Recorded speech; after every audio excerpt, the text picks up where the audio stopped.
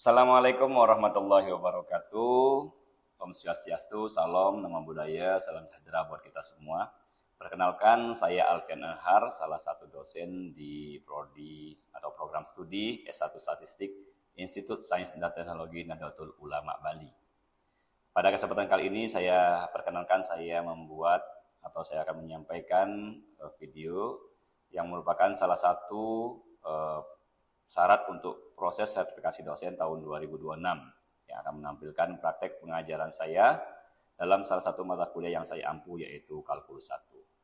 Mata kuliah Kalkulus 1 ini dengan kode SD 91207 berbobot 3 SKS merupakan mata kuliah dasar yang memberikan pemahaman mengenai konsep-konsep Kalkulus 1 untuk mahasiswa semester 1. Kemudian CPL atau capaian pembelajaran lulusan, antara lain yang pertama, bertakwa kepada Tuhan Yang Maha Esa, kemudian berkontribusi dalam meningkatkan mutu kehidupan bermasyarakat, berbangsa dan bernegara, dan kemajuan peradaban berdasarkan Pancasila.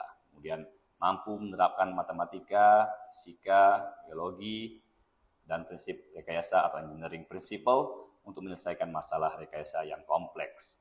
Kemudian menerapkan pemikiran logis, kritis, sistematis, dan inovatif dalam konteks pengembangan atau implementasi ilmu pengetahuan atau teknologi sesuai dengan bidang keilmuannya.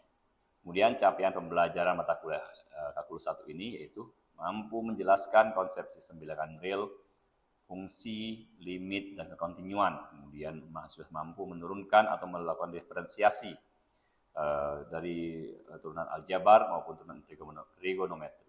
Kemudian mahasiswa mampu menghitung integral tak tentu dan integral tentu untuk menghitung luas suatu daerah. Kemudian mampu menyusun dan mempresentasikan penyelesaian masalah kalkulus secara mandiri, sistematis, dan tepat waktu. Bahan kajian atau materi pembelajaran pada mata kuliah ini mencakup yang pertama, yaitu ada sistem bilangan real, ketidaksamaan dan nilai mutlak. Kemudian ada fungsi dan grafik fungsi. Kemudian ada limit fungsi dan kekontinuan. Kemudian ada turunan yang berdasarkan definisinya, aturan dasar, aturan rantai. Kemudian aplikasi turunan tersebut seperti laju perubahan, nilai ekstrim, dan lain-lain. Setelah itu ada anti turunan atau integral, ya integral tak tentu maupun integral tentu. Teorema dasar kalkulus. Dan yang terakhir adalah aplikasi dari integral itu sendiri, yaitu mengeluas luas satu daerah. Dalam video ini pembelajaran ini, saya sampaikan pada hasil pengajaran pada pertemuan yang ke-13, materi yang dibahas merupakan salah satu pokok bahasan dalam Kalkulus 1, yaitu anti turunan atau integral. Metode pembelajaran pada mata kuliah ini adalah DAA, yaitu Delivery Interaction Assessment, dengan pendekatan Student Centered Learning atau melalui ceramah interaktif, diskusi tanya-jawab, mengerjakan soal contoh-contoh soal, dan studi kasus atau case-based learning. Demikian informasi yang dapat saya sampaikan terkait mata kuliah Kalkulus 1 ini pada program studi Statistik Institut Sains dan Teknologi Nahdlatul Ulama Bali. Saya berharap video ini dapat memberikan gambaran mengenai pendekatan pedagogis yang saya terapkan untuk mendorong keterlibatan mahasiswa aktif dan meningkatkan kompetensi mereka. Selamat menyaksikan. Bismillahirrahmanirrahim. Assalamualaikum warahmatullahi wabarakatuh. Bapak, Ibu, dan adik-adik mahasiswa, alhamdulillah kita bisa ketemu lagi dalam perkuliahan kalkulus. Ya, ini pertemuan kalau nggak salah yang ke-12 ya. Jadi kita akan masuk ke bab selanjutnya, yaitu bab integral atau bab anti turunan. Jadi integral ini fungsinya atau gunanya adalah untuk mencari luas suatu daerah yang batasnya itu nggak berbentuk. Bukan persegi, bukan circle, bukan lonjong, bukan segitiga, tapi dia bentuknya tak beraturan. Nah, solusinya adalah menggunakan integral. Sebelum kita masuk ke bab integral ini, kita ada baiknya kita sedikit flashback ke materi sebelumnya, karena berkaitan. Kenapa? Kalau misalnya di matematika itu semuanya punya inverse atau kebalikan. Misalnya penjumlahan kebalikannya pengurangan, perkalian pembagian, pangkat akar. Nah, turunan itu kebalik inverse-nya atau kebalikannya yaitu integral. Nanti kita akan buktikan juga apakah benar ketika suatu fungsi kita turunkan, kemudian kita integralkan, apakah dia akan balik lagi ke fungsi semula. Ya. Oke, kita sedikit flashback ke materi bab turunan.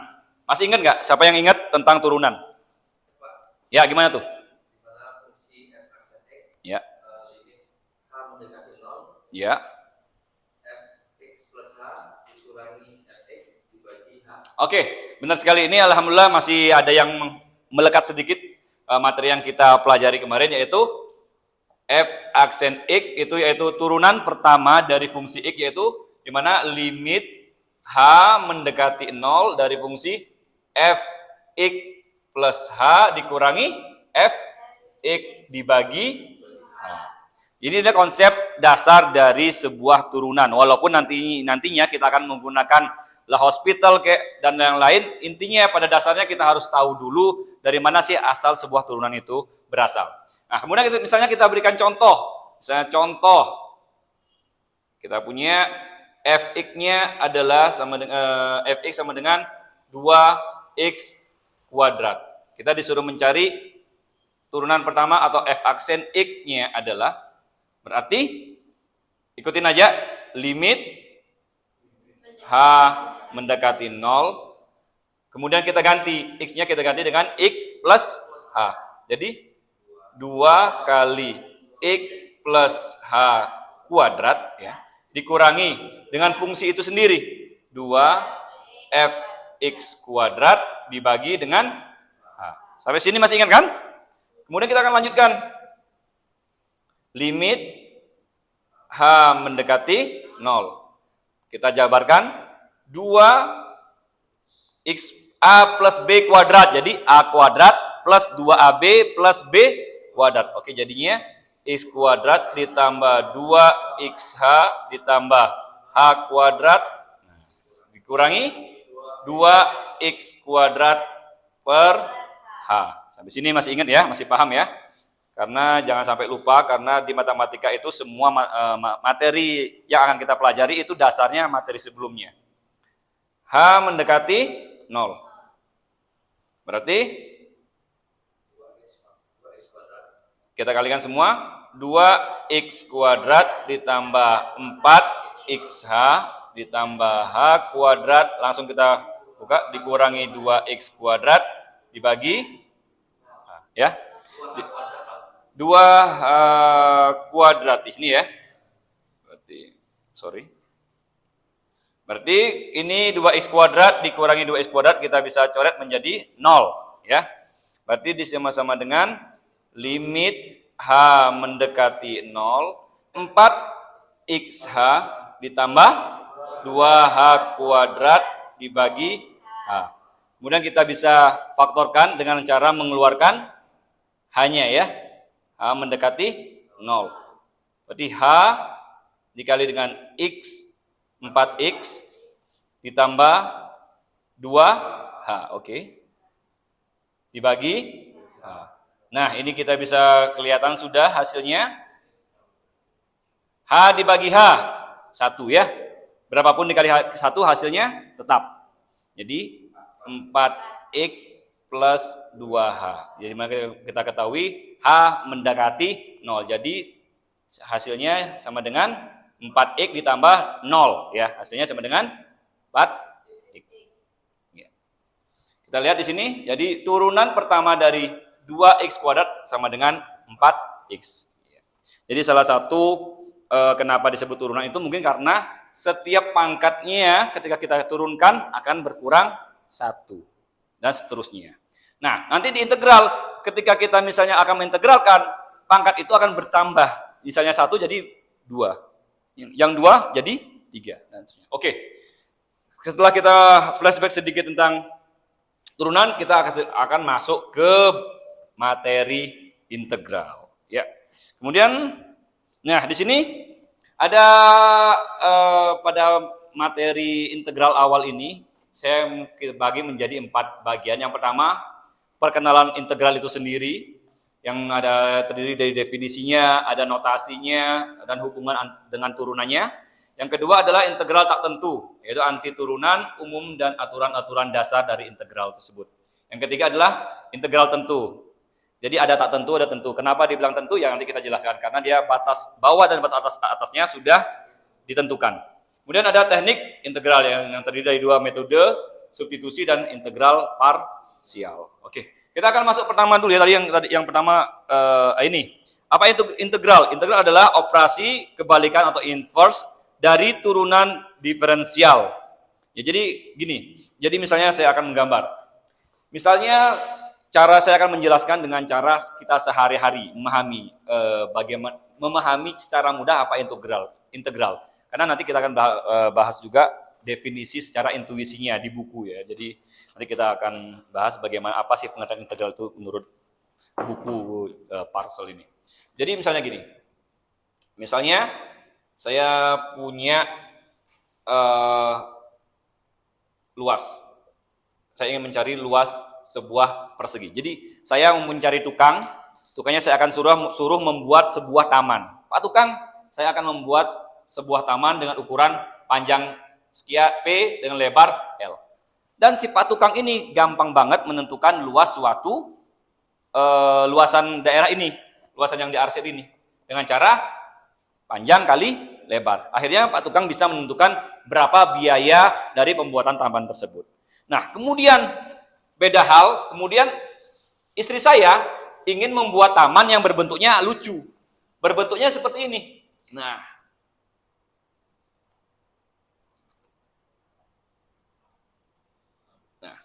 ini ketika Pak tukangnya mau buat, oke Pak, berapa biaya pembuatan tamannya Pak? Bentuknya seperti ini. Misalnya ini A, ini B. Nah, Pak tukangnya bingung. Gimana ngitung luasnya nih? Karena kalau nggak bisa ngitung luas, otomatis dia nggak bisa ngitung berapa biaya pembuatan taman. Betul? Betul. Akhirnya bingung dia. Akhirnya Pak tamannya manggil orang matematika. Mas, sini Mas, ajarin saya ngitung berapa sih luasnya ini. Nah, akhirnya tukang matematikanya itu membagi gini, Pak tukang, saya punya cara. Gimana caranya? Saya akan bagi tuh menjadi persegi-persegi panjang. Saya akan bagi, misalnya gini, dengan ukuran yang sama ya.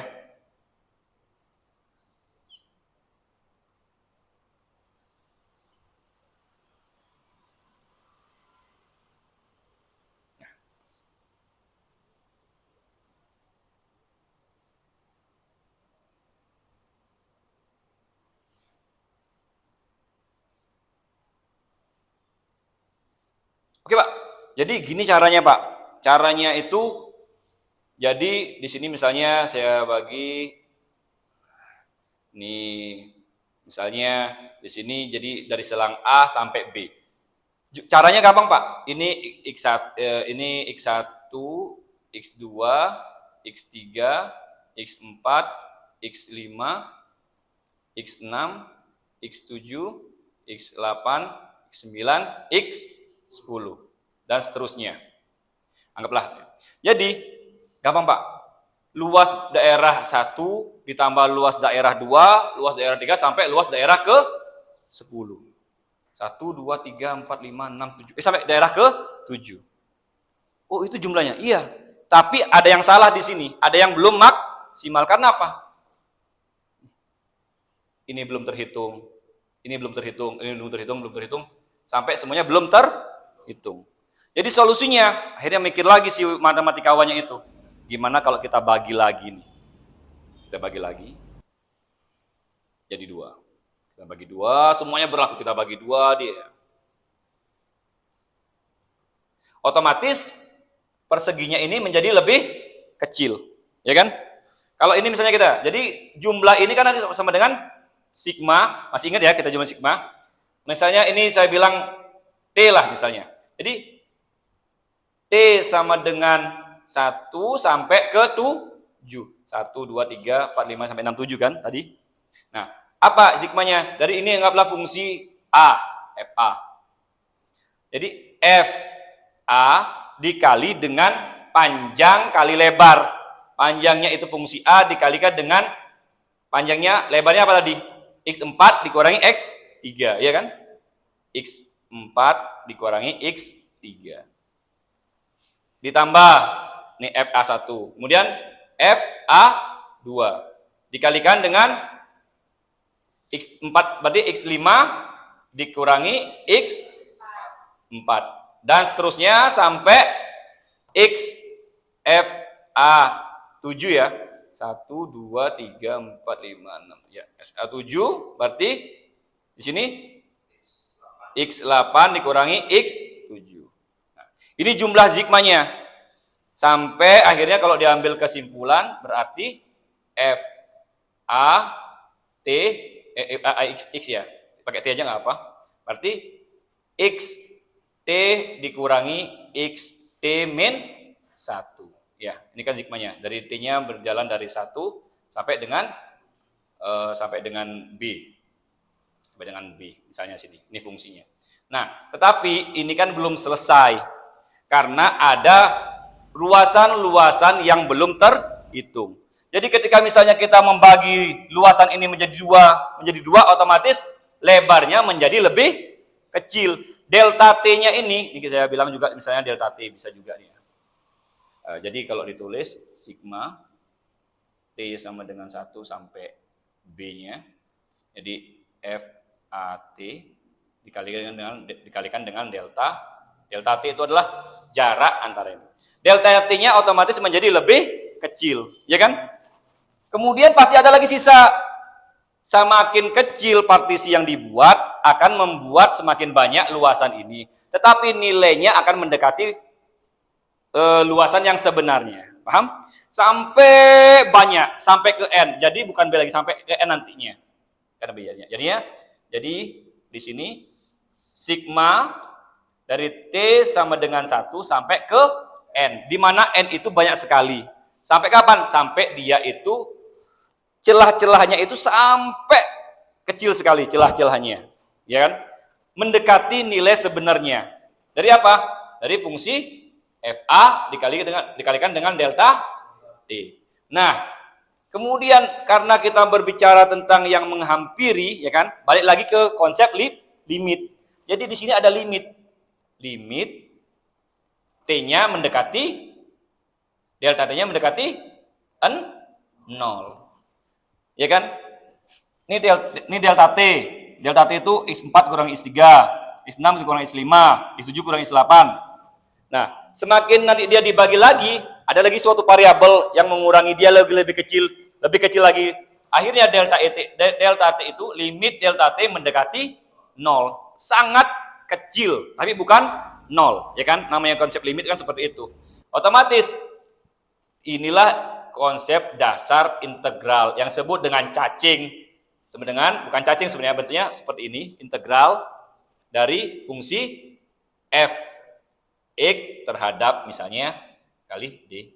Inilah konsep utama integral itu. Ceritanya seperti itu. Jadi fungsi ini nanti kalau misalnya dia fa, otomatis bukan fx lagi, tapi dia pakai fa bukan dx tapi dA.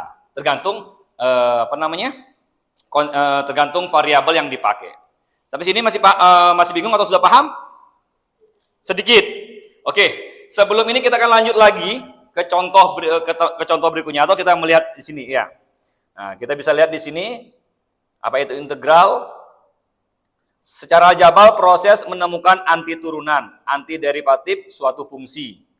Secara geometris proses menghitung luas daerah di bawah kurva suatu fungsi. Jadi kebetulan seperti ini, banyak juga fungsi-fungsinya. Atau misalnya kita punya mau membuat kolam, bentuk kolamnya gini. Nah, gitu. Ini juga bisa pakai integral. Yang penting kita tahu fungsinya apa, ya. Oke, sebelum itu mungkin bisa dicatat sedikit apa yang telah saya jelaskan di sini.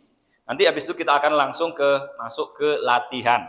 Sebelum latihan kita berikan satu contoh dulu. Oke, bisa ditulis dulu di sini. Oke, kemudian kita lanjut lagi. Nah, inilah notasi dan istilah dari suatu integral itu. Jadi integral fx dx sama dengan f besar x plus c. Nah, c itu adalah suatu konstanta. Kenapa ada konstantanya? Karena nanti kita akan buktikan bahwa beneran dari integral ini ketika kita turunkan, c-nya itulah sebagai konstantanya. Oke, kita akan berikan contoh. Misalnya, di mana ya? Sini ya, saya hapus ya.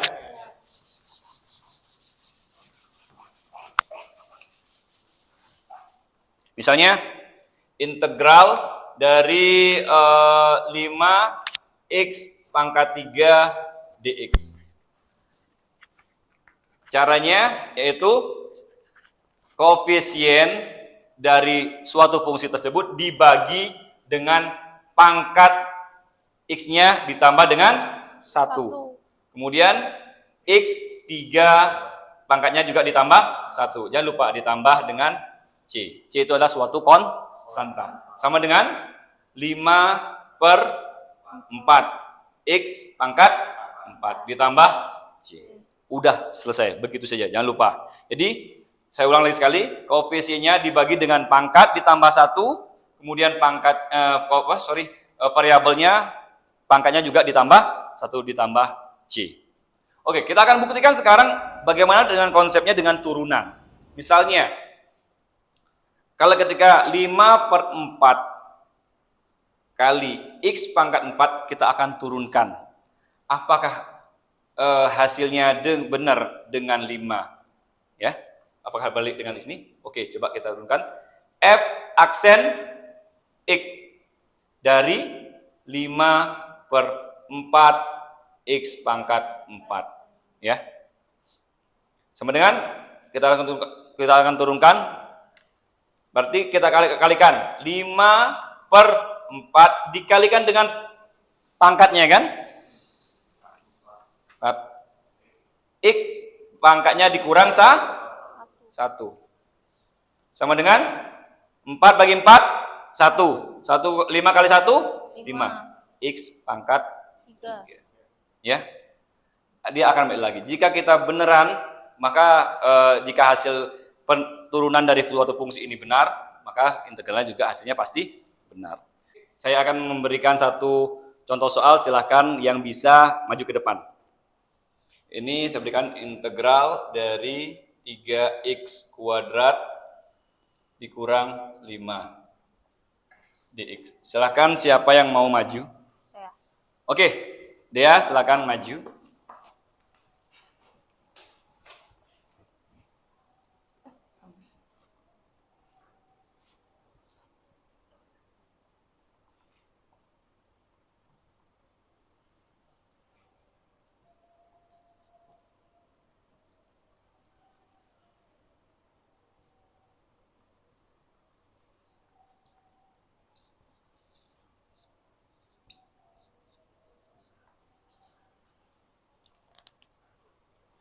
Oke, benar ya jawabannya ya. Jadi jawabannya adalah X pangkat 3 min 5X ditambah dengan C. Jangan lupa konstantanya karena ini namanya integral tak tentu. Oke, sebelum saya akhiri karena materinya masih banyak, kita akan isi materi ini di pertemuan berikutnya. Tapi sebelum saya akhiri, apakah ada pertanyaan? Saya Pak. Oh ya, oke, baik, Diana. Oke, dari progres 1 ke progres 2 itu kan nggak ada 5X ya? Kenapa di progres 3 itu ada 5X? Itu dapat dari mana? Oh ini? Iya. Ya, gini. Jadi sebenarnya ini kan kita bisa akali 5 dx integral 5 dx. Ini kalau kita tulis integral 5 kali 1 dx. Boleh apa tidak? Boleh. 5 integral 5, 1 ini saya tulis X pangkat 0. Betul? Bisa? X pangkat 0 sama dengan 1. Berapapun pangkat 0 hasilnya 1. Nah, ketika si rumus integral ini adalah pangkatnya ditambah 1, jadi 0 ditambah 1. Ya, ketika diintegralkan. Sama dengan berarti 5 kali X pangkat 1. X pangkat 1 sama dengan X. Ya, jadi sama dengan 5X. Inilah dia. Oke? Mengerti kan? Mengerti, Oke. Pak. Terima kasih atas perhatiannya. Nanti saya akan berikan tugas sebagai latihan di rumah. Mungkin nggak banyak, sekitar 2-3 soal aja. Minggu depannya atau pertemuan berikutnya saya harapkan semuanya mengerjakan tanpa ada yang bolos. Atau bagi teman-teman yang masih nggak masuk, tolong dikasih tahu agar mengerjakan pekerjaannya. Oke, terima kasih. Kurang lebihnya mohon maaf. Wassalamualaikum warahmatullahi wabarakatuh. Waalaikumsalam warahmatullahi wabarakatuh. Demikianlah deskripsi singkat dan cuplikan proses pembelajaran pada mata kuliah pengantar kalkulus 1 yang saya ampu. Semoga dapat melihat gambaran terkait kinerja dalam pembelajaran yang saya lakukan. Terima kasih atas perhatian dan kesempatan yang diberikan kepada saya. Wassalamualaikum warahmatullahi wabarakatuh. Salam, Om Santi Santi Santi. Salam.